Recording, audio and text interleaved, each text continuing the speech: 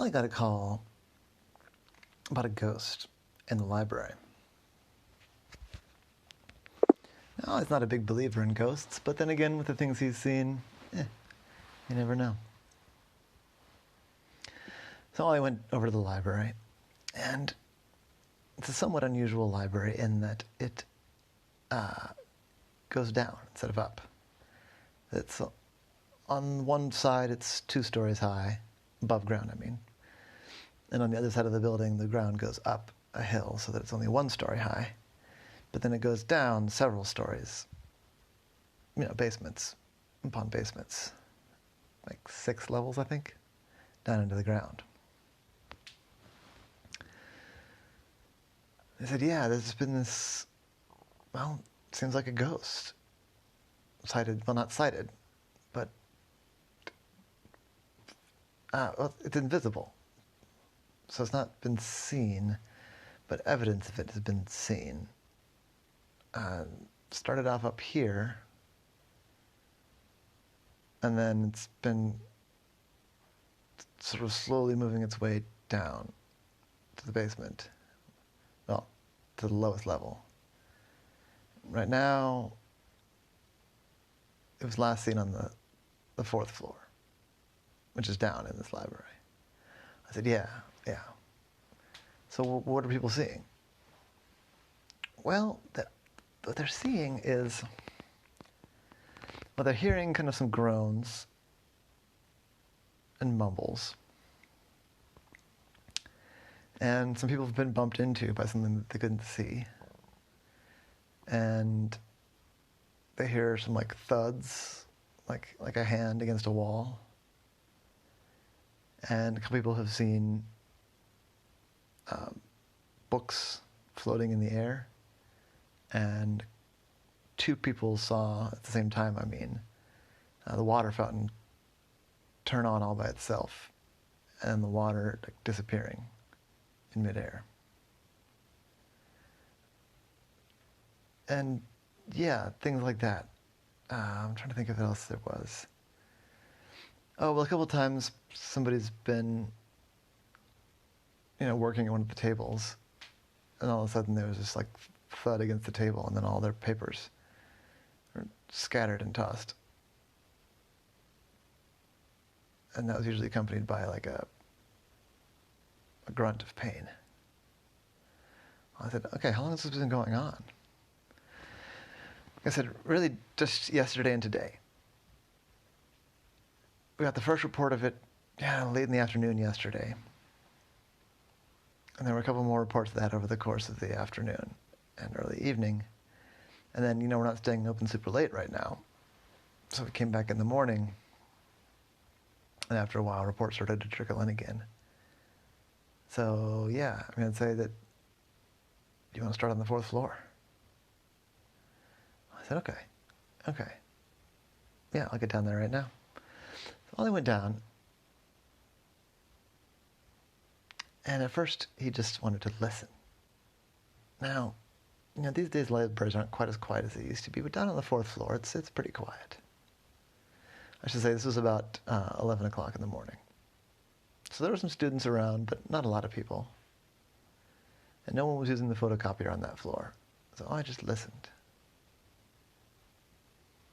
Trying to hear these grunts or these groans or these thuds.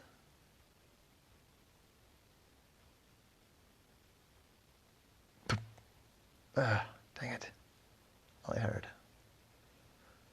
He turned to where he heard the sound and didn't see anything.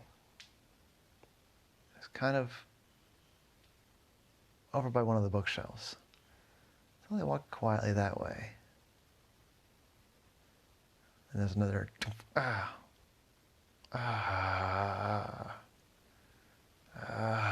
so hungry.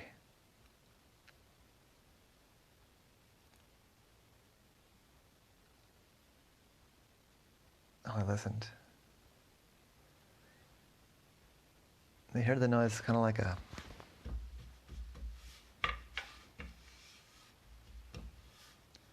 someone running their hand along the top. There's a low bookshelf, about, chest high. More like stomach high, I guess. It sounded like someone was running their hand along the top of it. And then all I saw is, out of nowhere, there was a sign on top that said, quiet, people studying. And the sign just knocked over. Like it had been hit, but Ollie saw nothing hit it. And then the sign went back up, kind of clumsily. It was set back right again. And I thought that was strange. If there was just a wind or something, the wind wouldn't set the sign back up.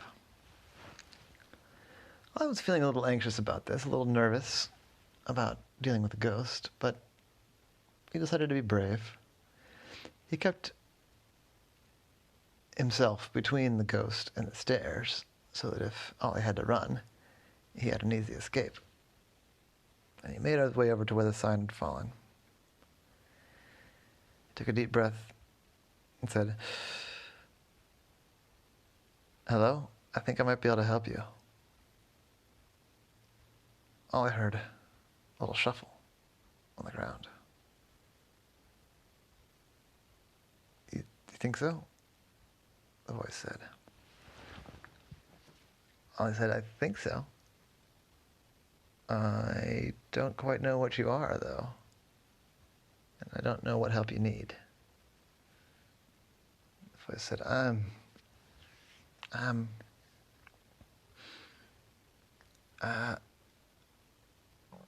in a fair amount of trouble here."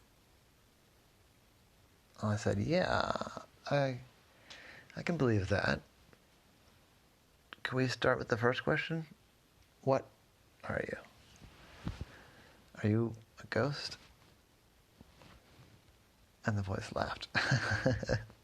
"Oh man, if I don't yet know. I'm headed soon that way, though. I'm so hungry. I've been trapped down here for a day and a half already." I said, "What do you mean?" I said, I'm a scientist here at the university, and man, do you have any food?" I said, "No, I didn't bring any food. We can certainly get you some food, but I think you better stay with me because I'm not sure I'd be able to find you again. You know you're invisible, right?" I said, "Boy, do I know. It was such a cool idea. I finally figured out how to make it work. But I didn't think about it hard enough." I said, "Think about what? I don't understand yet." I'm a scientist here, and I was working on some stuff for the military and working on how to make somebody invisible. And I got this idea, and it's really technical. I don't think I can explain it right now. I'm so hungry, so weak. But I decided to try it on myself. I said, "Oh, that's a dangerous idea." "Yeah, but I had to know." And it worked. It worked really well. I took it as an oral suspension, and 15 minutes later, my body started to turn invisible. First my midsection, I guess, because that's where, I swallowed it, and then outward toward my legs and my arms, and it felt a little tingly, but it didn't hurt. But that's when things really went badly. See, it doesn't make your clothes invisible. So locked the doors and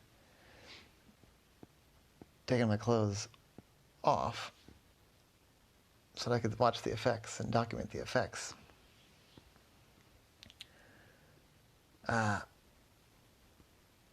the problem was, as it spread up toward my head, as my head started to become invisible, my eyes started to become invisible, and if the light was passing straight through my eyes, I couldn't see. I realized too late that my eyes needed to absorb the light. My eyes, if they were transparent, they wouldn't see anything. So as my vision started to fade, I quickly, while I could still see, I unlocked my door again. I got out. I got to the door of the library, hoping to find some help. But once I got in the door of the library, the last little bit of vision faded, and I've been stumbling around here since. I said, why didn't you call for help? I said, I was too confused. I was too scared.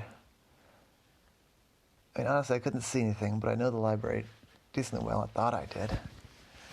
So I made my way to the bathroom on that first floor and just hid there for a while, hoping that it would fade away, that it would go away, or that I would think of something, or that I would start to be able to see again.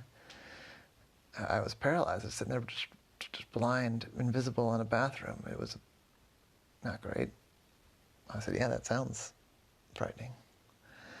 And then I don't know, I was pretty freaked out. I left the bathroom and started wandering around, and then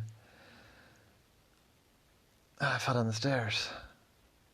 Hit my head a little bit. I think I got knocked out for a while. Then I got up, and then I was really dazed. I stumbled around, I knocked into some people, and knocked some stuff over. And then a while trying to find the stairs. I found the stairs, and then I slipped, and I fell down the stairs again. Ugh. It's really hard to climb the stairs when you're blind. We're not used to being blind. I thought the stairs would be easy, but they aren't. And also, I'm not used to... I mean, dude, I'm naked here. I said, yeah, and I was not thinking about that. So I'm guessing you fell down the stairs again to get to this floor. No, I walked down the stairs to get to this floor. I thought I remembered that there was a vending machine that maybe I could break into to get some food. I don't know. I'm not making a lot of good decisions here. I'm pretty hungry. I'm pretty stressed out. I'm pretty freaked out. I thought, all right, well, everybody thinks you're a ghost. And they hired me, I'm a private eye, to come and figure out what your deal is. So everyone's going to be relieved that you're not a ghost. And I've got a real simple way that we can start you toward not being so stuck. I said, okay, what? I mean, the guy said, okay, yeah, whatever you say. All right, you just keep talking. I'm going to come to the sound of your voice, and I'm going to find you. Now, I want you to be warned, I'm an octopus. I said, what? Yeah, I'm a talking octopus. So I'm going to try and find your hand, but it's going to be a tentacle that finds your hand, not another hand. So I don't want you to get freaked out. I said, that's a little weird that an invisible naked man's being rescued by an octopus, but, you know, it's been a weird day. I'm just going to keep talking now. You can come ahead. I'm ready. I'll try not to yelp when you find my hand. I said, all right. You just keep talking. So the guy kept talking. I said, yeah, it was a good idea. I mean, maybe it wasn't a good idea. I don't know. I feel like it's maybe affecting my thinking a little bit. Thinking feels cloudy, but, you know, it could also be that I'm just trying to say stuff so you can find me. Oh, okay. I feel you. I feel your tentacle. That's my hand. Yeah, that's my right hand. I said, great. Now I'm just going to, you just follow me. I'm going to lead you to this. So let's take the elevator. I'm going to take the elevator up. I'm going to go to the cafe. We're going to get you some food so you get your strength back. Then we're going to sort you out. Is there like a lab partner or somebody that might be able to help you turn uninvisible again? I said, yeah, I was working with other people on this. What time is it? I said, it's about 11:15 a.m. now. And it's Wednesday, right?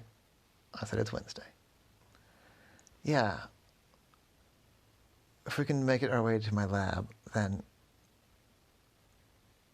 they will be as likely to help me as anybody. I mean, if anybody can help me, it'd probably be them, I guess is what I mean. But gosh, yeah, some food would be great. I'm so hungry, so thirsty. So Ollie led the guy up, the elevator, up to the top floor and out to the cafe where some very confused passersby watched some yogurt and a coffee and a sandwich, bite by bite, disappear into nothingness. Ollie paid. The barista there came over to Ollie and said, "I gotta know, what is this bizarre magic trick you're doing here, man?"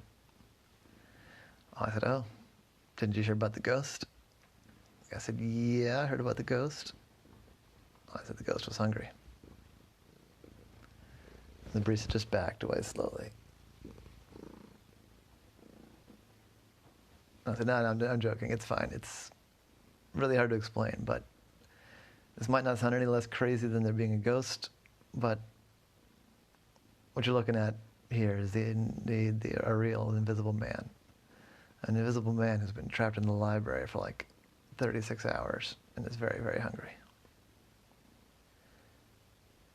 The priest says, "You know, I am sorry I asked." It'd be possible, though. Could I take a picture? Well, I said, "You got to ask him. He's a regular human." Well, it wasn't until a day and a half ago. He said, "Dude, is it a dude?" I said, "Yeah, it's a dude." I said, "Dude, can I take a picture of you, like holding one of our coffee cups or something?" The scientist said, "Oh, yeah, well, sure, whatever. Yeah, okay." I'd smile, but you wouldn't know it. And he held up the coffee cup, and the barista took a photo of an octopus and a floating coffee cup in a cafe. And they went back to the lab, and that's where Ollie signed out. Said, "I wish you well. Good luck. Hope you get, visible again. But yeah, thanks. Appreciate your help." And that was the story of Ollie and the library ghost.